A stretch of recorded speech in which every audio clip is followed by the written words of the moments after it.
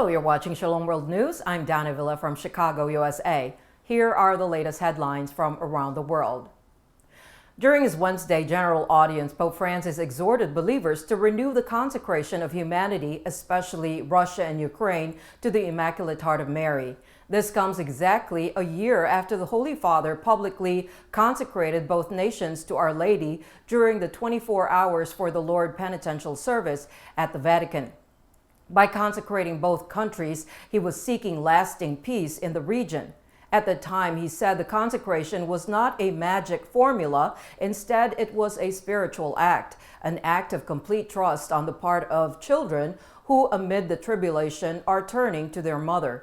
He said, quote, "Let us not tire consecrating the cause of peace to the Queen of Peace," end quote. The Holy Father continued saying, "I would like to invite every believer and community, especially prayer groups, to renew the act of consecration to Our Lady every 25th of March, so that she, who is the Mother, might preserve all of us in unity." Certain conservative outfits here in the U.S. are joining hands to take legal action to obtain documents from the Department of Justice with a spurt of attacks on churches and pro-life clinics. The organizations of Heritage Foundation and Advancing American Freedom filed for litigation blaming the department for refusing to provide them with adequate documents that were requested through the Freedom of Act information. The documents include records and internal communication within the department related to attacks on churches and pro-life establishments. They also requested the total communication between the department and the Domestic Policy Council related to the probe of these incidents.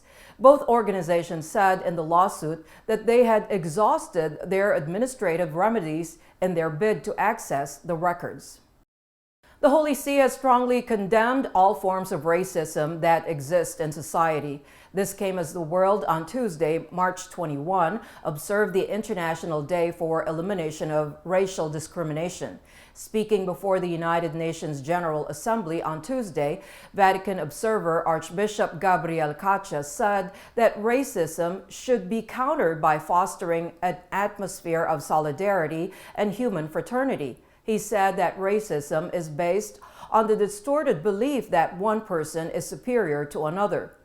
This, he said, goes against the fundamental principle that all human beings are born free and enjoy equal rights and dignity.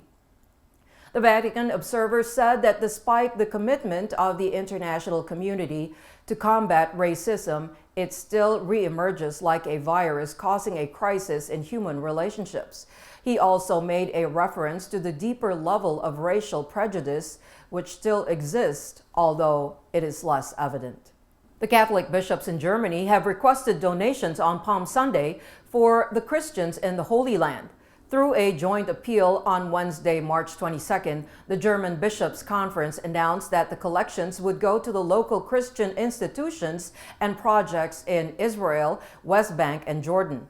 The bishops noted that Christianity is a minority in Jordan, the Palestine territories, and Israel, but they are essential to society. Therefore, according to the bishops, these collections should support them in their education, social interaction, and independence. In their appeal, the bishops expressed the hope that during Holy Week, which starts on Palm Sunday, Christians will once again be joined by pilgrims from all over the world after years of restrictions brought on by the pandemic, giving an experience of solidarity that is desperately needed. In the U.S. state of Florida, lawmakers belonging to the Grand Old Party are contemplating a five-fold hike in funding for anti-abortion centers such as the Pregnancy Help medical clinics. The lawmakers want to increase the funds from $44.45 million in 2022 to $25 million. This is part of legislation that seeks to prohibit abortions beyond 6 weeks of gestation. There are more than 2,000 such pregnancy help centers across the United States, and in the state of Florida, there are 160. About a dozen can be found among Spanish-speaking lower-income communities. Most of these centers offer free ultrasounds to women who seek abortion in a bid to deter from undergoing the procedure. The funding is part of a pro-life campaign led by Republican-dominated state legislatures seeking to expand the reach of pregnancy centers after the Supreme Court of the United States, or the SCOTUS, overturned Roe v. Wade, which legalized abortion in 1973.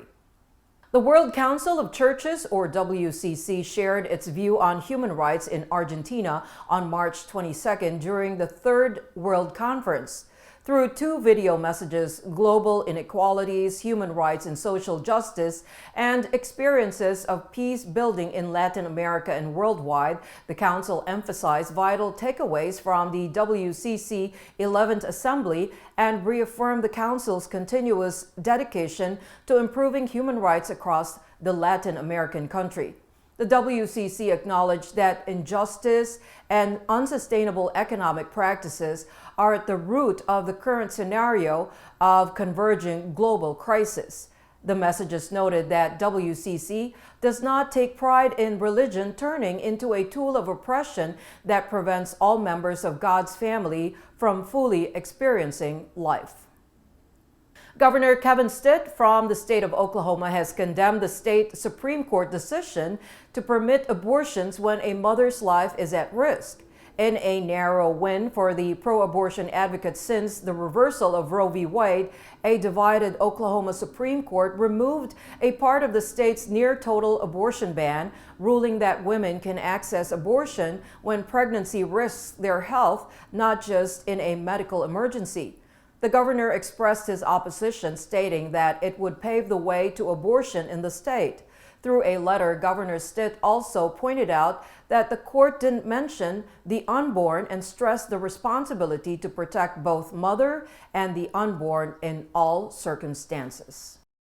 The film Heaven Can't Wait, which depicts the life of young Italian blessed Carlo Acutis, has set off requests to have an exhibition on the Eucharistic miracles documented by him from Spain and Latin America. The film, directed by Jose Maria Zavala, showcases the testimonies of 10 people whose lives changed after learning about the story of the first millennial saint.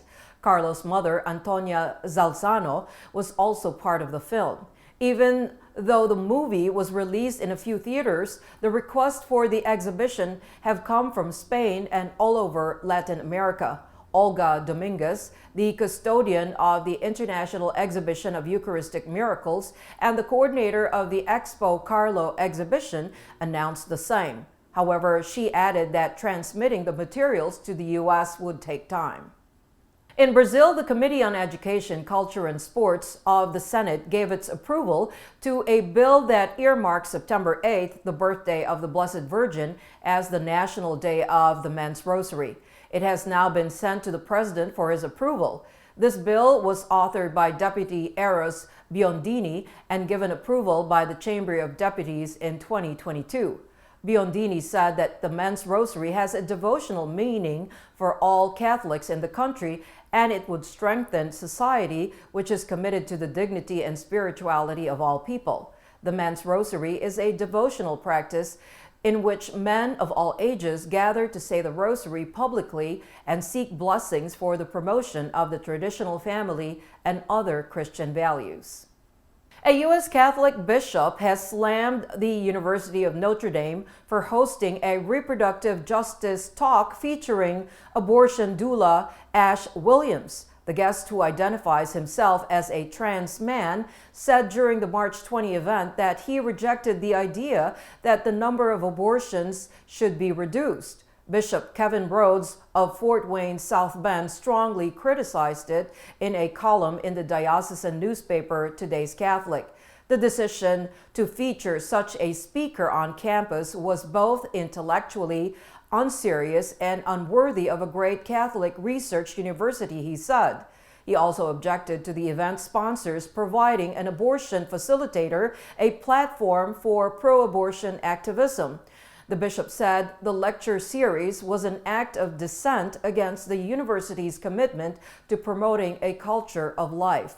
The series, titled Reproductive Justice, Scholarship for Solidarity and Social Change, was sponsored by the University of Notre Dame's Gender Studies program and the university's Riley Center for Science, Technology, and Values. Once again, the Holy Father blessed and rang a voice of the Unborn Bell in the Vatican. This was done during his general audience on Wednesday, March 22nd, in the Pope VI hall that the bell was blessed and rung for the first time. Voice of the Unborn Bells is a series of bells that are blessed for different nations to travel from parish to parish, carrying the message of the sanctity of life from conception each time they are solemnly rung. This bell will now travel all the way to the Cathedral of the Child Jesus in Lusaka, the capital of Zambia in Africa. Before being installed in the cathedral, it will be taken to many cities and towns in the country. After blessing the bell, which is the gift of the Yes to Life Foundation, the Holy Father said its sound will carry the message that every life is sacred. The insecurity in Nigeria has intensified following the February 25th general elections, according to the Catholic Foundation Dennis Hurley Peace Institute.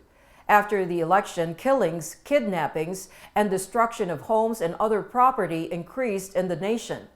In the controversial election, Bola Ahmed Tinubu of the All Progressive Congress was declared the winner. Separately, armed militants killed 27 Christians in the lead-up to the elections. Militants who murdered 17 believers in Agwan Wakili recently ambushed another community of Christians in Mubushi and Langsong, killing 10 and injuring 14 others. According to the International Christian Concern, the latest attack took place on the night of March 14, when most of the villagers were sleeping outside because of the stifling heat. The militants quietly entered the village and used axes and machetes to slay innocent people. In Lebanon, which is reeling from a political crisis, the Maronite Patriarch has invited all Christian lawmakers for a spiritual retreat during Holy Week to tackle the impasse surrounding the presidential election. Patriarch Beshara Rai will invite the 64 lawmakers for the retreat that will last a few hours. This was announced on Sunday, March 19. The Patriarch said the retreat will take place at the Pilgrims Hostel at the Marian Shrine of Harissa on April 5th. The head of the Maronite Church is seeking an impartial and honest dialogue between all parties so that there is careful discernment for choosing the president. Religious element apart, the retreat will be an opportunity for the lawmakers from rival blocs to iron out their differences and remove the deadlock surrounding the presidential election. And those are your latest headlines. Do join us tomorrow. In the meantime, you can visit swnews.org for more updates. Shalom.